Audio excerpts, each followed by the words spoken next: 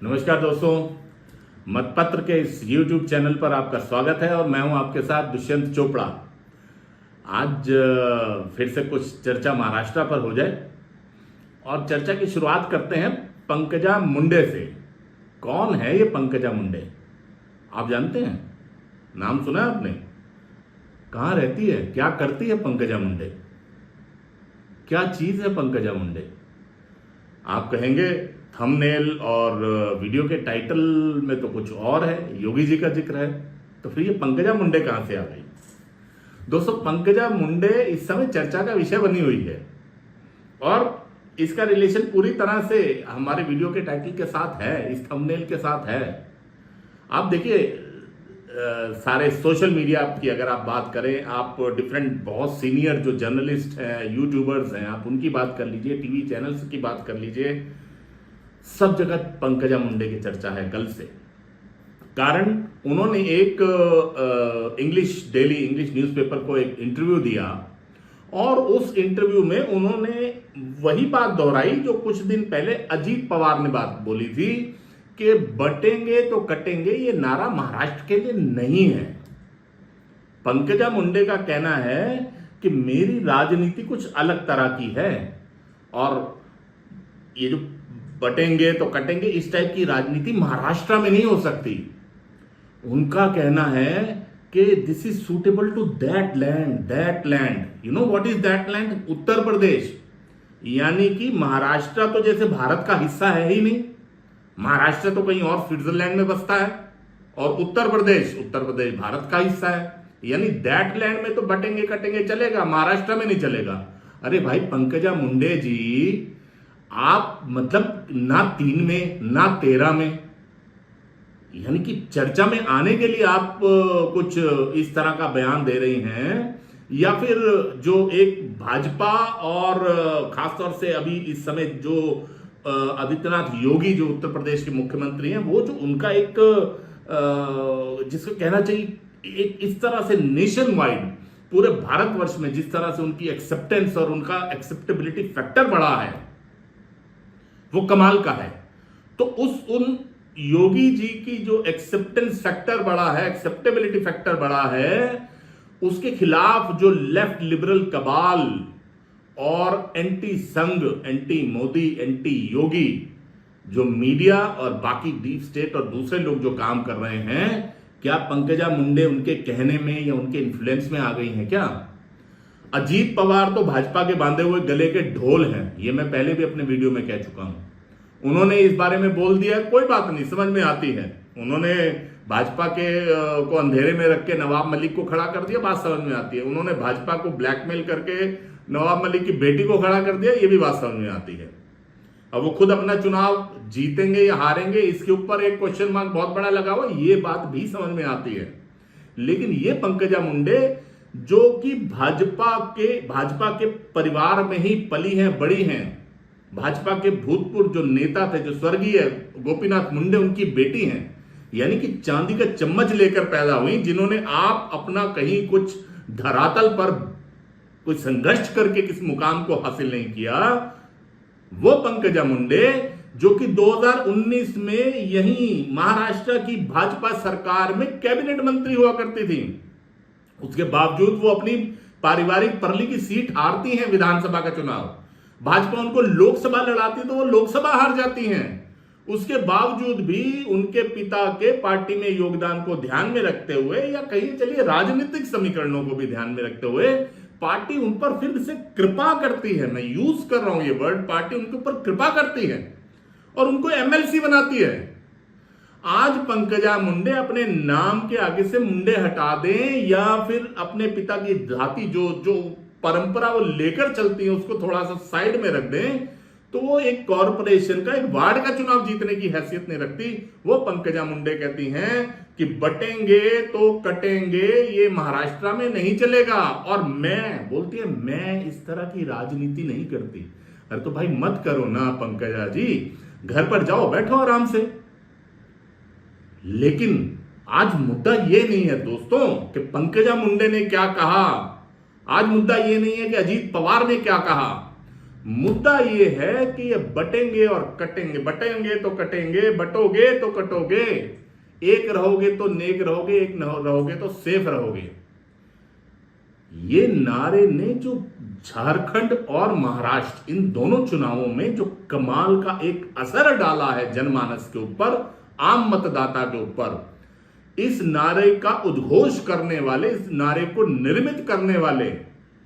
योगी आदित्यनाथ जो उत्तर प्रदेश के मुख्यमंत्री हैं, उन्होंने जिस तरह से महाराष्ट्र के लोगों के दिलों में जगह बनाई है वो कमाल की है। एक हमारे जो टीम काम कर रही है वहां पर, ये कोई न्यूज चैनल नहीं दिखा रहा है, ये कोई ओपिनियन पोल वाले दिखाई नहीं रहे हैं, और ये जितने भी एग्जिट पोल लेकर पिछले कई टाइम से आते हैं, बड़े बड़े मठाधीश बन के बड़े चैनलों पर बैठते हैं, उनमें से कोई भी ये वाली बात नहीं बता रहा। पहले तो 2 बार वो मार खा चुके, राष्ट्रीय चुनावों में भी और हरियाणा के चुनावों में भी, इसलिए भी उनकी हिम्मत नहीं पड़ रही। दूसरा, अगर आप वाकई में सर्वे करेंगे महाराष्ट्र का, अगर वाकई में आप पल्स जानने की कोशिश करेंगे महाराष्ट्र की, तो आपको महाराष्ट्र के बड़े बड़े शहरों को तो छोड़ दीजिए साहब, छोटे कस्बे, छोटे गांव, बड़े गांव, बल्कि कस्बे और गांवों में जो योगी आदित्यनाथ की जो अपील है, जो उनका जो नारा है कि बटेंगे तो कटेंगे, उसके ऊपर जो जनता की प्रतिक्रिया है, आप महाराष्ट्र में चले जाइए, वहां के गांवों में चले जाइए, कस्बों में चले जाइए, कोई जरूरत ही नहीं है कि आप राजनीतिक विशेषज्ञ हैं, कोई जरूरत नहीं है कि आप राजनीतिक विश्लेषक हैं, कोई जरूरत नहीं है कि आप कोई सर्वे कर रहे हैं, ओपिनियन पोल कर रहे हैं। आप जनता से बात करके देखिए, जनता में एक आक्रोश है। उनको ये लग रहा है कि ये जो वक्फ बोर्ड के नाम पर पूरे देश के अंदर जो अभी पिछले कुछ समय से लूट मचाने की कोशिश की जा रही है, गांव के ऊपर वक्फ बोर्ड आता है और कहता है ये गांव मेरा है, मंदिरों के ऊपर आता है और वक्फ बोर्ड कहता है कि ये गांव मेरा है, उसके खिलाफ जो गुस्सा उबल रहा है, उसके खिलाफ जो अंडर करंट इस समय महाराष्ट्र में बड़ी तेजी से फैल रहा है, उसको ये सारे ओपिनियन मेकर्स, ओपिनियन पोल करने वाले, इन सबको ये वाली बात नजर आ रही है, इसीलिए वो झूठ बोलने की हिम्मत नहीं कर पा रहे, क्योंकि 2 बार मार खा चुके हैं। और सच बोलने के लिए जिसको कहते हैं कि जो उनकी प्रतिबद्धता है, जहां पर वो साष्टांग प्रणाम करते हैं, जिनके लिए उनको बोलना होता है, वो प्रतिबद्धता उनको बोलने नहीं देगी, सच्चाई नहीं बताने देगी। सच्चाई ये है दोस्तों कि अभी जिस तरह का अंडर करंट महाराष्ट्र में चल रहा है, अगर 20 तारीख के चुनावों में वो अंडर करंट उसी तरह से चलता रहा, उसी पैटर्न के ऊपर वोटिंग हो गई, तो आप 23 तारीख को जब नतीजे आएंगे तो नतीजे चौंकाने वाले नतीजे हो सकते हैं। आप ये बात ध्यान रखिएगा। पूरी तरह से ये चुनाव में एक ऐसा ध्रुवीकरण हो चुका है कि आप मानिए कि एक तरफ भाजपा या कहिए योगी आदित्यनाथ, मैं बार बार योगी आदित्यनाथ का बात इसलिए कर रहा हूं कि ये मशाल योगी आदित्यनाथ की जलाई हुई है। ये जो हिंदुत्व की मशाल है, ये जो हिंदुओं को आत्मबोध करवाना कि बटोगे तो कटोगे, एक रहोगे तो नेक रहोगे, एक रहोगे तो सेफ रहोगे, ये जो अग्नि प्रज्वलित हुई है हिंदू जनमानस में, सनातन धर्म के मानने वालों में, इस अग्नि को प्रज्वलित किया है योगी आदित्यनाथ ने पूरे महाराष्ट्र में। अभी हमारी टीम ने जैसे नॉर्थ महाराष्ट्र में अगर मैं जिक्र करूं, जलगांव ले लीजिए, नासिक वाली साइड ले लीजिए, आप इधर आ जाइए, पुणे की तरफ आ जाइए, आप विदर्भ की तरफ चले जाइए, कोंकण की तरफ चले जाइए, गांव में आप किसी भी गांव में जाइए, आप किसी भी छोटे कस्बे में चले जाइए, आप किसी भी छोटे शहर में चले जाइए, आप कहीं बैठकर चाय पी लीजिए, आप रिक्शा वाले से बात कर लीजिए, आप ऑटो रिक्शा वाले से बात कर लीजिए, आप किसी झुग्गी झोंपड़ी में रहने वाले व्यक्ति से बात कर लीजिए। अगर वो व्यक्ति सनातन धर्म को मानता है तो आज की डेट में उसके दिमाग पर या उसका जो मानस पटल है उसके ऊपर अगर सबसे गहरी छाप किसी चीज की है तो वो गहरी छाप है बटोगे तो कटोगे। महाराष्ट्र में जिस तरह से पंढरपुर में यात्रा निकलती है विठल जी की, तो वहां तो लोग चर्चा कर रहे हैं कि भाई अगर ये वक्फ वाले